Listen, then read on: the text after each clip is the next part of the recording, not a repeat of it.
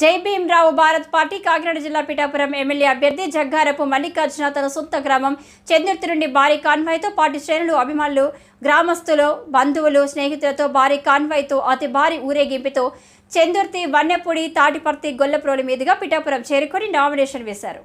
ఈ కార్యక్రమంలో జై భీమరావు భారత్ పార్టీ వ్యవస్థాపక అధ్యక్షులు జాడ శ్రావణ్ కుమార్, కాకినాడ పార్లమెంట్ అభ్యర్థి ఏనుగుపల్లి కృష్ణ మల్లికార్జున వెంట నిలిచారు. ఈ సందర్భంగా పార్టీ అధ్యక్షులు జాడా శ్రావణ్ కుమార్ మాట్లాడుతూ, పిఠాపురంలో ప్రజలను ఓటు అడిగే హక్కు వైసీపీ పార్టీ వంగ గీతకు లేదు అని, బడుగు బలహీన వర్గాలను వేధింపులకు గురిచేస్తూ దళితులను హత్యలు చేసిన అనంతబాబు లాంటి వాళ్లను పార్టీలో పెట్టుకుని ప్రజలను ఎలా ఓట్లు అడుగుతారు అంటూ వైసీపీ పార్టీపై విరుచుకుపడ్డారు.